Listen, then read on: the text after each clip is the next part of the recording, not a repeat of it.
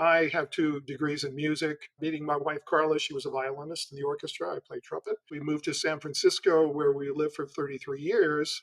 I was able, the first 4 or 5 years, I was doing quite a bit of playing trumpet freelance. I got to play with the San Francisco Opera Orchestra, but at the same time, never making a lot of money. So there was always the restaurant business as a default fallback. At some point, it just took over. I had the opportunity to open a new restaurant, help run a multi-million-dollar wine program, and be a full-time sommelier. That was in 1989 or 90. And at the same time, the owner of the restaurant, John Kuhn, had mentioned, well, there's this program called the Master Sommelier. You ought to go check it out. Like, just like going to, a convenience store for milk and bread.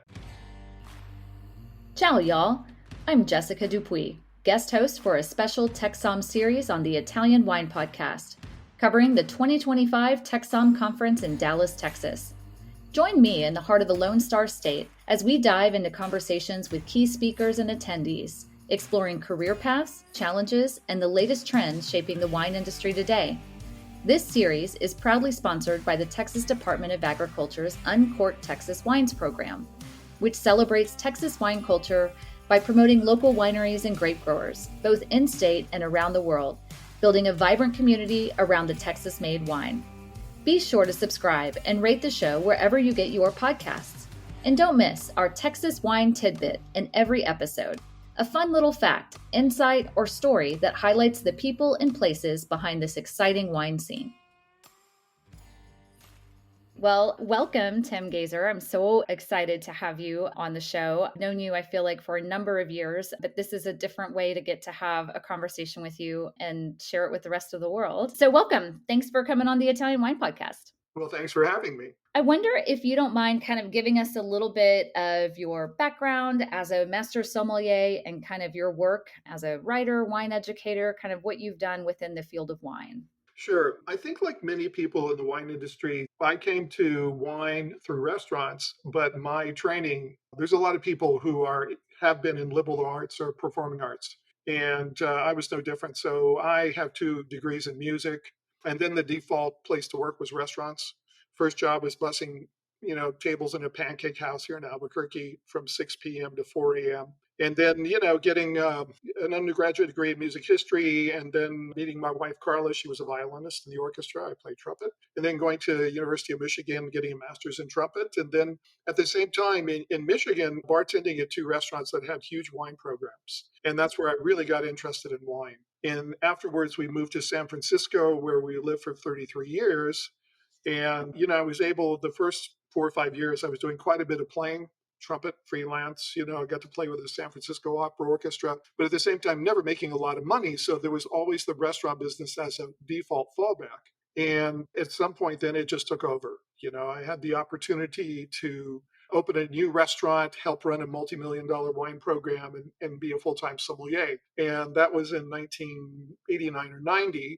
And at the same time, the owner of the restaurant, John Kuhn, had mentioned, well, there's this program called the Master Sommelier. You ought to go check it out. Like, it was just like going to, a convenience store for milk and bread. So, having 7 years of college down the drain, studying really obtuse things like medieval music history, Renaissance music history, I started to study about wine seriously, and I'd already started to collect it. And I was reading wine publications. I mean, this is when the Wine Spectator was like a community newspaper.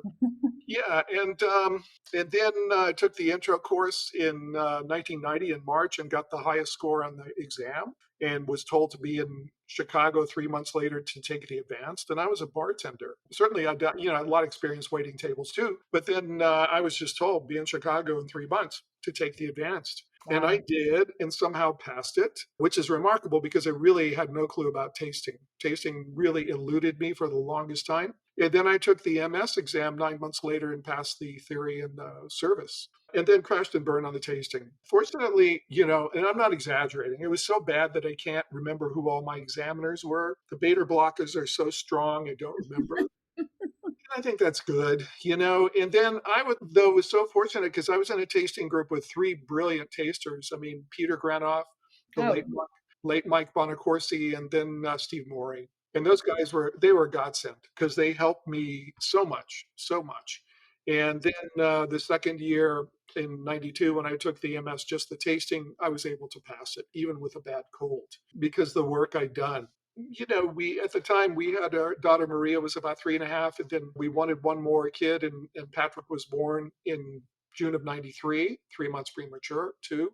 And so then I went to work briefly for a distributor as an educator, but then I went to work for an opportunity came up with the Heights family in Napa. Amazing opportunity. And so for 2.5 years, I was their Northern California person. So I did sales, marketing, and education. They were great to work with. Oh, that's great. Yeah, and amazing wines. And then afterwards, Peter Granoff, who I mentioned, opened this business that was called Virtual Vineyards. So he and his brother-in-law, Robert Olson, who is from Sun Microsystems, literally opened what was the very first e-tailer of any kind on the web called Virtual Vineyards. That was July of 94. And I went to work for them in April of 96 and was with them for 5 years until it was unplugged like so many other dot-coms in that first generation. And then from then on, I was an independent contractor. I was also the education chair and education director for 9 years for the court in the US. And Okay. then I had clients otherwise. And then at the end of 2011, I stepped away from that, and I've been, an independent contractor since.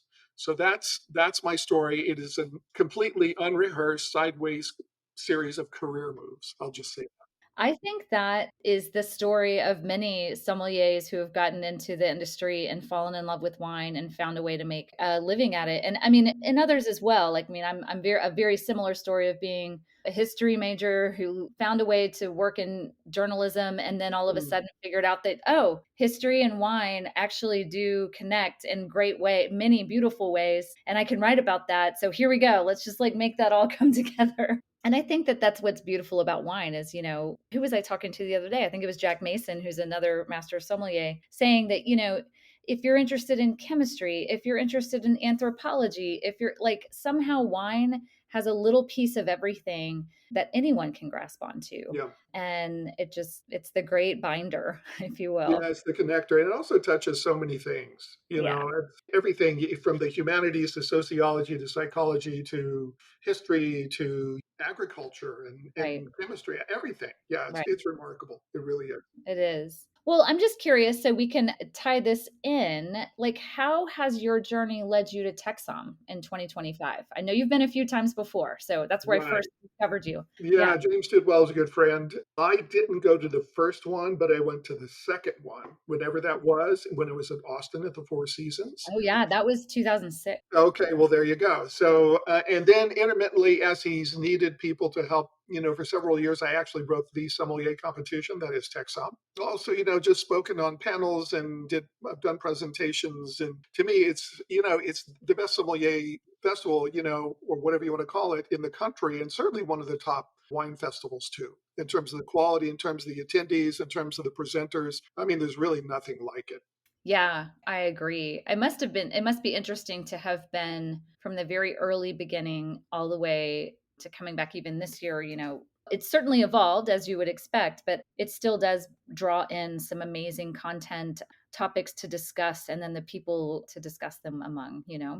So I want to go back to tasting because I remember I have interviewed you before about how tasting eluded you, that it was like hardest thing Yeah. to master for you, so to speak. And so much so that you've obviously conquered it and want to talk about it because that's actually at Texon what you'll be discussing this year Right. is how to become a better blind taster. Why is that such a valuable skill?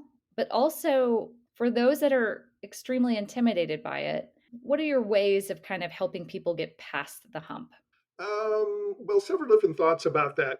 First of all, smelling and tasting and remembering what things smell and taste like, we all do that from the time we're infants. So then what we're asking people to do who are wine students is just basically to redirect that to a real specific context of wine in the glass. And from there to learn a certain vocabulary, but they already have the skills to do it. And so this is basically kind of like tweaking what they already do in terms of how they think, but also just learning a grid, a tasting grid of some kind, and then being able to focus in the moment on being present to the wine, and just it's always the question is what's there, and then being able to identify things, recognize them, and just describe them, because I mean that's what we really do. The end goal, of course, and for regardless of what wine certification program you're in, is all of us want to become really good professional tasters. And the cornerstone of that is being able to judge quality, because any job in the wine industry ultimately depends on you as a professional being able to judge quality, whether it's, $10 Merlots for a grocery store, or it's you have to pick between, 10 Gevrey Chambertin Premier Crus or whatever. It's, quality, all these different levels, and you can judge it and you can explain why.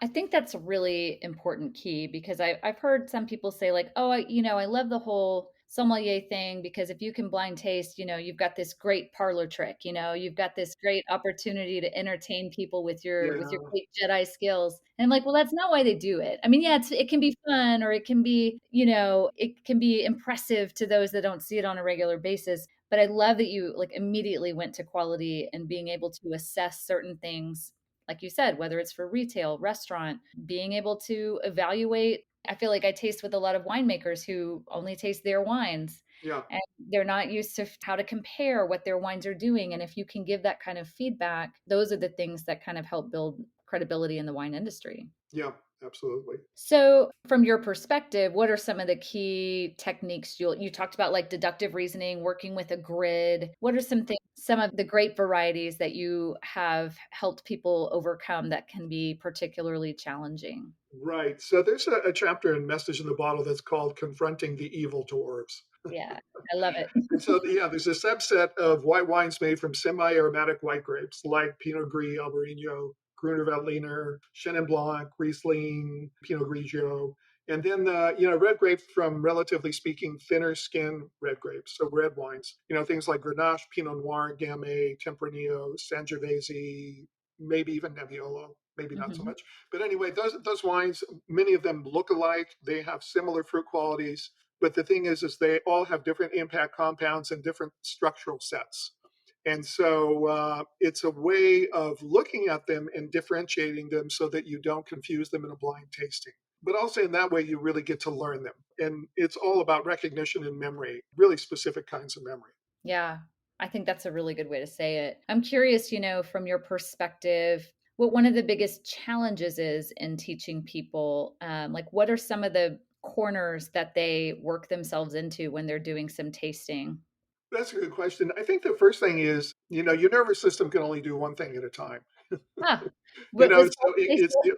yeah, it's the old flight, fight, freeze, something else. I forget what. Yeah, yeah, There's four. Or you can control your nervous system in an exam context and you can bring your game. So I think the first thing is to be able to shut the world out and be present to the wine, and then be really curious more than anything about what's there. I mean, what are you seeing? What are you smelling? What are you tasting? And then the deductive part of deductive tasting is pattern recognition, is putting the important bits together, because on either the WSET grid or the MS grid, I mean, there's dozens of things. And so it's being able to see patterns of really important, what I call impact compounds, which are non-fruit type aromas and flavors, but then being really accurate with structure. And underneath that all, there's the whole ethos of cause and effect, right? Why does the wine look the way it does, smell the way it does, taste the way it does? Why?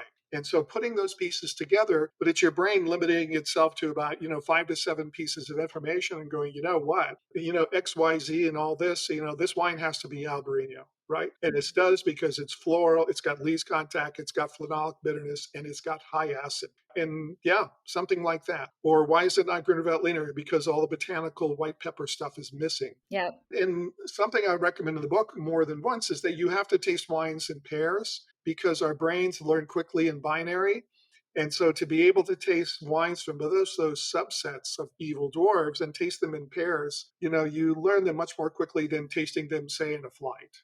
So we've mentioned your book a couple of times, but let's go ahead and do it officially. And that is you wrote this book called Message in a Bottle, Yeah, kind of dives into the whole topic of deductive blind tasting. And I have to confess, I use it a lot.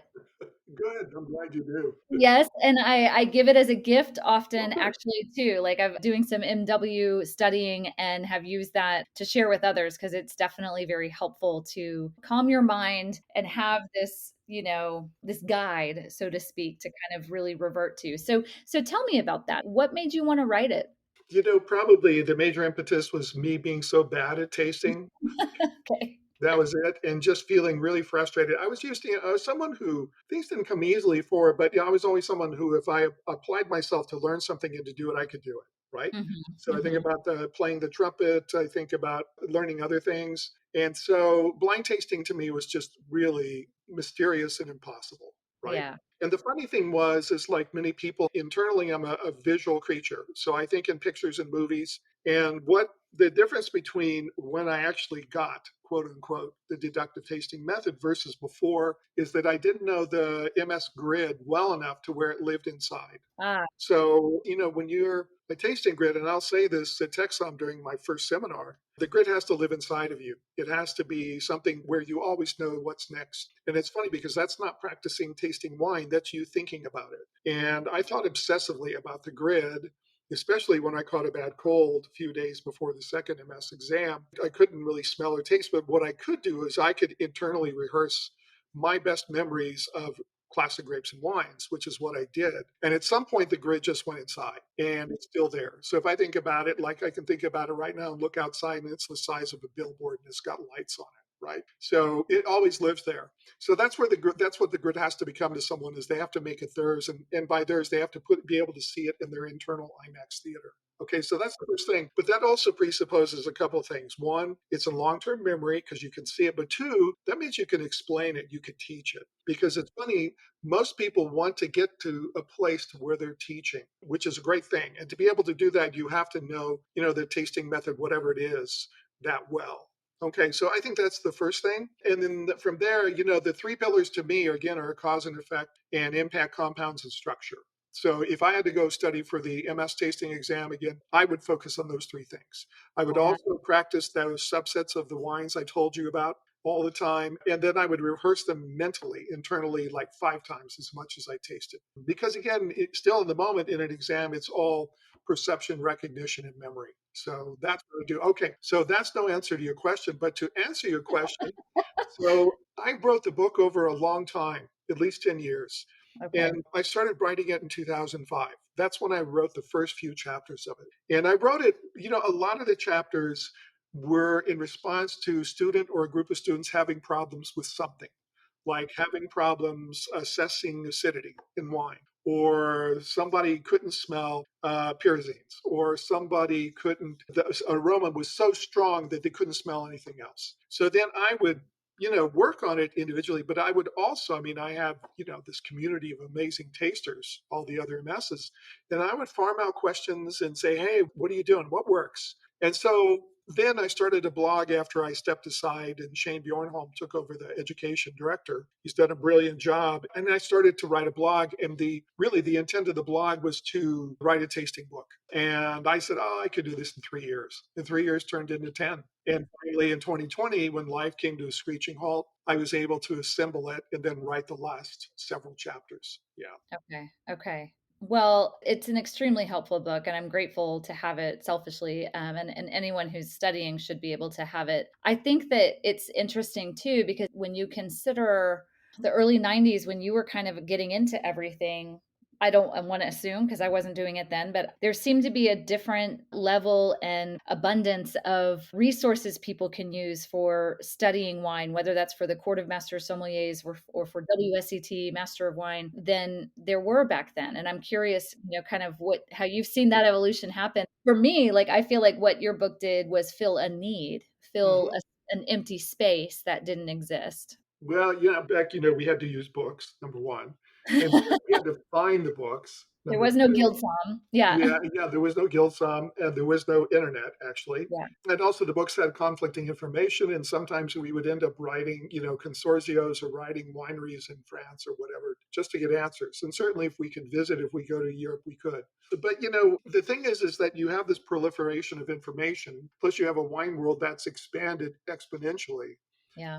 I mean, the wine world in 1990 was really much smaller. And so countries like Greece and, Argentina and Australia, I mean, they were marginally important, but even it was hard to find wines. But the thing is now, even though there's so much more and the wine world is bigger, the challenges of the exams are still the same. It's you learning the information and being able to master it. And then in a tasting exam, at least ours, the MS exam, being able to come in for 25 minutes really focus, calm your nerves to an extent to where you and then know the grid and not be creative, but really accurately assess the wines. Tell us what's in the glass.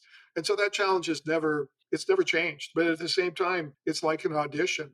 And any wine exam is like an audition. So, you have to deal with your nervous system. Yeah, that's very true. Well, I'm curious to tie this into Italian wine. Is there something about Italian wine culture? I know you've spent some time, quite a bit of time in Italy for different education reasons, but is there something about Italian wine culture in itself that resonates with you or your love for wine?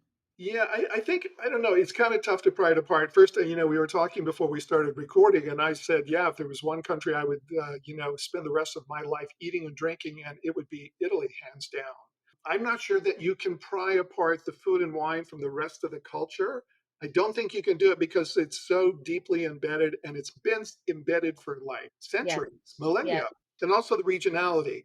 For a country that frankly is not very large, the regionality is like stark. Mm. And we were talking about Alto Adige, which was my client for a number of years. And, going there and seeing that they don't speak Italian, they speak German, Yeah. and they're good drivers and they're punctual and they're Yeah. very different people. And the Yes. wines are Alpine wines. They're just etched and precise and just focused and just transparent and amazing. And then Sicily, which I love just as much, which is closer to Africa than Rome. And to me, one of the most historic and amazing places in Europe, period. And the wines there are so different, but they're just as amazing. I call Etna Rosso, I call it volcanic Burgundy. Yeah. Yeah, so transparent, and yet just the spirit of it is so different and amazing. And yet, I don't know. There's so many wines, and to me, also, I would say this at the risk of my French friends going off at me, and I'm sure they will, is that for me, Italian food and wine together work better than any other place. They just do. Yeah, Yeah. Yeah. I agree. And it's okay. It's okay to poke at the French a little bit. They don't mind. yeah, they Um, do. but I think it's fascinating that you said that because another person I interviewed, Julie Colkin, who's a Texas wine producer, she said the same thing. She said, it's so strange to me, but I've tasted wines from all over the world, but when I smell Italian wine, I immediately think of food because it smells like food. Yeah, And then I want the food that's supposed to go best with it, and I'm all immediately thinking like this wine needs something with mushrooms and, a deep meat sauce, and she's like, and that just isn't, of course, with other wines, you start to get there, but it's immediate with Italian wine. And I think it's funny that you also made kind of the same correlation. So if you could have a wine adventure anywhere in Italy, I know this is so bad because you just said basically the whole country. yeah. Which region would you visit first? Is there one you haven't gone to or one? Ooh, yeah. It's funny. You asked me this question. I thought it was really not a fair question. And, I actually wrote a list and it's got like 12 or 14 wines on it. Yeah. And so it's funny because I'm probably, tomorrow morning during my morning writing, one of the next blog posts will be about those wines. Oh, perfect. Send And it. I mean, there's everything from Sorella Branca Prosecco. There's Il Pagione Vinsanto. There's two wines from Cantina Turlano. I mean, the Lagrein Reserva Periphery, which is amazing. The Pinot Bianco Vorburg. Yes. There's Mascarello Monprivato Barolo, which is just like unbelievable. Yep. But there's also Clelia Romano's Fiano di Avellino, which I love that wine. The wines are delicious, but it's funny because they're delicious in a really grown up way, especially Yeah. the red wines, because they are dry, they tend to be acidic, and many of them are tannic. And so, yeah, they need food, but they're not like Hello Kitty. You could just have a glass next to the swimming pool. Yeah. So No. they kind of command your attention, they command some thought. They work better with food, although, you and me probably have an endless tolerance for acidity. So we all think they're all great. So yeah, if I had to start with one glass, it'd have to be Franciacorta, because I love those wines. And the best way to start any meal is with bubbly. So With bubble. yeah, Yeah. yeah. So I'm thinking of the Catabasco, the Prestige Cuvée, and Elisa, and Maria Luisa. I mean, that's great stuff. So I didn't answer your question, but I'll start with the Franciacorta, or maybe I'll start with a Negroni because I think the Negroni is a perfect cocktail. And also, I was introduced last year. I don't know how this was off my radar, but at Braulio Shacarato, I have Yes. experienced that, and that is the most delicious adult thing I've had in a long time. So I love it. I do. I'm the same way. And now I can't have Braulio any other way. It has to be a shakerado. So great.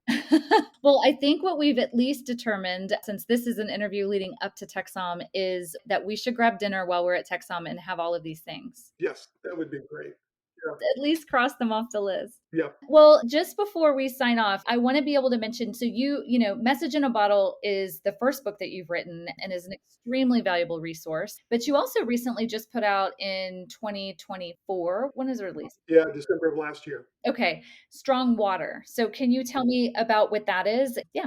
Yeah, Strong Water, it's a collection of essays on food, wine, and restaurants. I mean, it has, essays that are personal anecdotes about, working in the restaurant business as a busser and also as a sommelier. It's got really unfortunate, tragic things that I experienced on wine trips. There's just essays about food, favorite foods. Yeah, it's a fun book. It's a perfect airplane book. The essays are all 1,000 to 1,500 words. It's meant to be funny. It's not serious. It's a little snarky. It's a little sarcastic at times, but it's meant to be a fun book.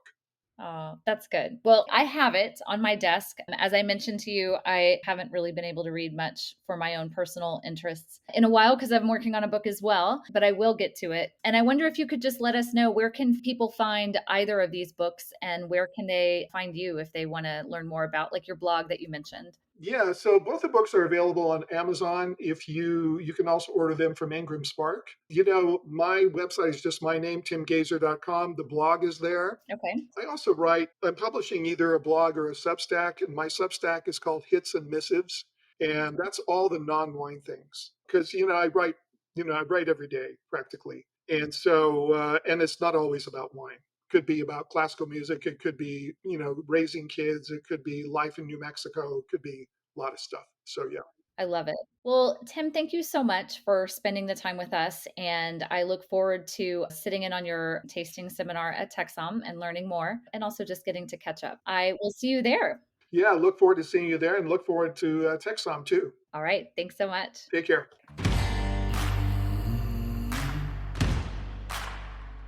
Here's a Texas wine tidbit with an Italian twist. While most people think of California as the birthplace of American wine, Texas actually planted Vitis vinifera earlier.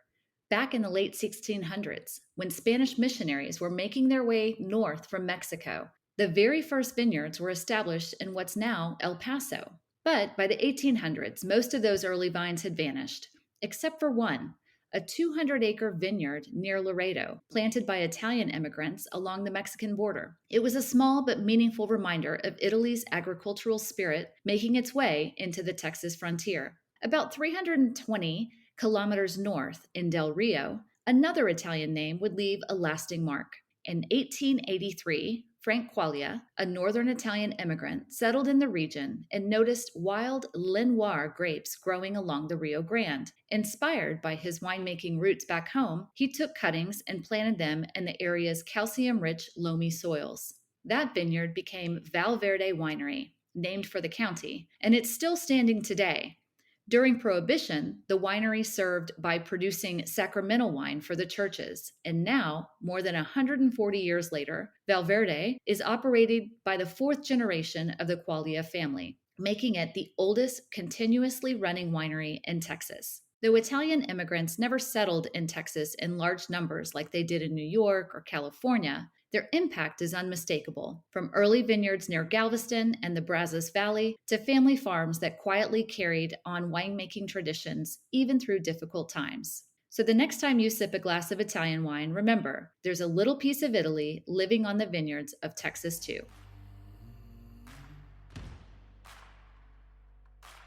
This series is proudly sponsored by the Texas Department of Agriculture's Uncork Texas Wines program, which celebrates Texas wine culture by promoting local wineries and grape growers, both in-state and around the world, building a vibrant community around the Texas-made wine. Be sure to subscribe and rate the show wherever you get your podcasts. And don't miss our Texas wine tidbit in every episode, a fun little fact, insight, or story that highlights the people and places behind this exciting wine scene.